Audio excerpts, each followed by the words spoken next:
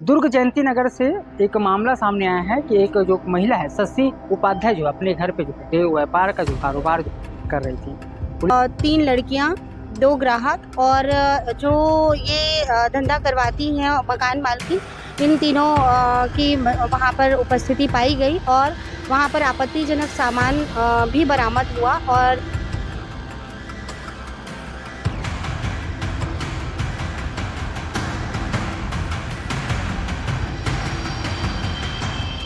से देह व्यापार की सूचना मिली थी। मुखबिर सूचना के आधार पर कार्रवाई की गई है। इसमें विशेष टीम 2 राजपत्रित अधिकारियों के नेतृत्व में किया गया था। पद्मश्री तंवर IUCAW सेक्स का जो आज है खुलासा हुआ है और देव व्यापार का एक मामला खुलासा हुआ है। क्या कुछ खुलासा है मैडम? समझाएंगे मैडम जी। देव व्यापार का मामला सामने है, क्या पूछा विस्तार से? ये दिनांक 23/5 को हमको एक सूचना प्राप्त हुई कि जयंती नगर के एक मकान में मकान मालकिन के द्वारा अवैध रूप से देह व्यापार कराया जा रहा है और धन अर्जित किया जा रहा है। इस सूचना की तस्दीकी पश्चात तुरंत इसमें रेड कार्यवाही की गई।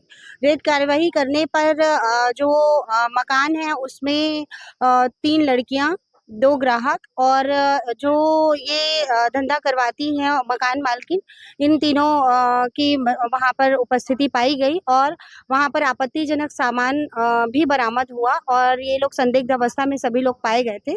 इसके पश्चात इसमें कार्यवाही की गई है पीटा एक्ट के तहत और 3 आरोपियों को कुल इसमें गिरफ्तार किया गया है। जो मकान मालकिन है शशि उपाध्याय और आरोपी गण हैं 2 और उनको भी इसमें गिरफ्तार किया गया है।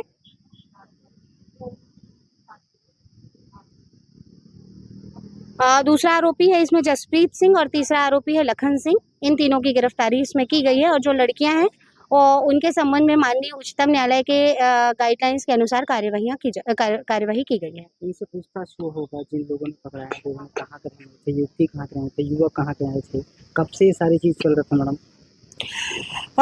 जी देखिए, जो ग्राहक थे ये लोग तो दुर्ग क्षेत्र के ही रहने वाले हैं और लड़कियों में से एक लड़की अपने आप को कलकत्ता का होना बताई, दूसरी एक रायगढ़ क्षेत्र की होना बताई और तीसरी ने अपने आप को कांकेर क्षेत्र का होना बताया। और ये टेलीफोन के माध्यम से जो मकान मालकिन थी शशि उपाध्याय, इसके कहने पर ये आते थे और इस कार्य को अंजाम देते थे। 2 युवक भी हैं, 2 युवक भी कहाँ मतलब कहाँ के जी, रहने वो वाले लोकल दुर्ग क्षेत्र के रहने वाले हैं। कौन सी धाराएं पे करवाई? इसमें जो धाराएं लगी हैं वो अनैतिक व्यापार अधिनियम की धारा 3, 5, 7 के तहत कार्यवाही की गई है। मैडम कैश पैसा वगैरह भी बरामद हुए थे इनके घरों से? जी, इसमें जो पॉइंटर को दिए गए नोट थे वो बरामद हुए हैं, साथ ही 12,000 रुपए जो देह व्यापार से प्राप्त किया था आरोपिया ने, वो बरामद हुए हैं और मोबाइल भी इसमें जब्त किया गया है। देव व्यापार वाला मामला कब से चला रहा था, थोड़ा सा इस पर बताएं, कब से? जी, ये तो विवेचना का विषय है और इस पे आगे की जांच की जा रही है, परंतु ये काफी समय से चल रहा है, ऐसा जांच में आया है। जी, धन्यवाद। जैसे कि मैडम ने बताया कि देह व्यापार वाली जो मामला है काफ़ी लंबे समय से चल रहा था और युवती जो है, कोई जो है कलकत्ता से, कोई रायगढ़, कोई दुर्ग से, जिसने सारी चीज़ को बताया गया। 2 युवक जो है वो भी जो है भिलाई क्षेत्र के, दुर्ग क्षेत्र का ही रहने वाला था। इस पर आज प्रेस कॉन्फ्रेंस लिया। प्रेस कॉन्फ्रेंस में एडिशनल SP सुखनंदन राठौर ने क्या कुछ कहा वो भी आपको मैं सीधा सुनाता हूँ। मोहननगर थाना क्षेत्र के जयंती नगर में अवैध रूप से देह व्यापार की सूचना मिली थी। मुखबिर सूचना के आधार पर कार्रवाई की गई है। इसमें विशेष टीम 2 राजपत्रित अधिकारियों के नेतृत्व में किया गया था। Padmashri Tanwar IUCAW additional SP और चिराग जैन सर CSP दुर्ग के नेतृत्व में ये टीम गठित करके कार्रवाई की गई है। पूरी कार्रवाई राजपत्रित अधिकारी के द्वारा की जाती है, तो ये पूरी कार्रवाई CSP दुर्ग के द्वारा की जा रही है।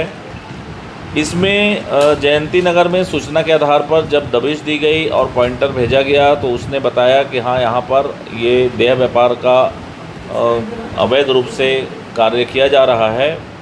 जिसके आधार पर टीम ने दबिश दी तो वहाँ पर से एक महिला जो संचालन करती थी उसको और 2 पुरुष वहाँ पर से पकड़े गए और देह व्यापार में लिप्त लोगों को भी वहाँ से पकड़ा गया।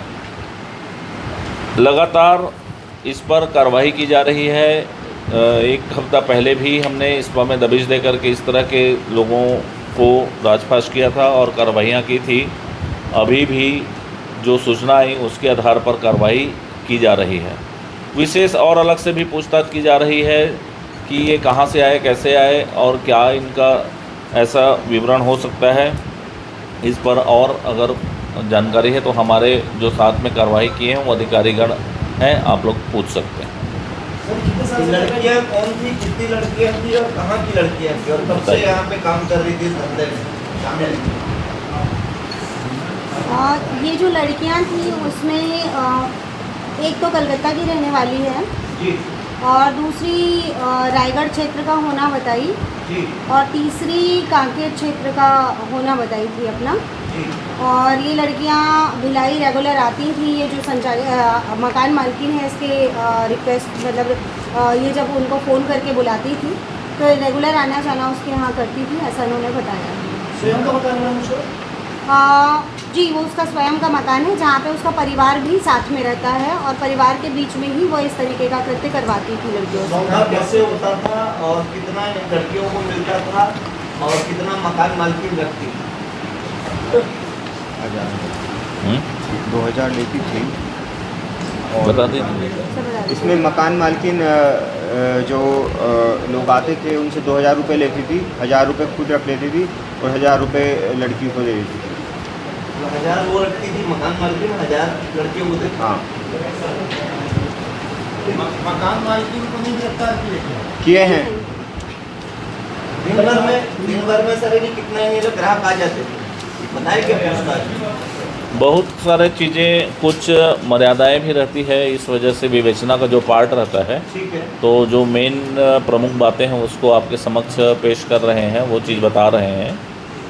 आरोपियों को ले आए। चल रहा था ये वहाँ पर उसका कुछ पता चला है?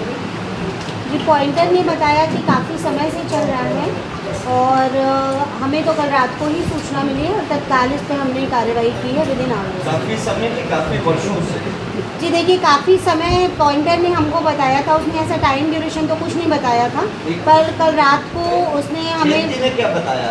मकान मालकिन कब से बता रही है आपकी पूछताछ? देखिए मकान मालकिन ऐसा मैं कराती हूँ ऐसा बता रही है, बट उसने कोई ऐसा टाइम ड्यूरेशन नहीं बताया कि मैं इतने वर्षों से करा रही हूँ जी। या मेरा ऐसा पार्ट है, बस मैंने ऐसा कराती हूँ। आय का स्रोत उसका कोई नहीं है क्या?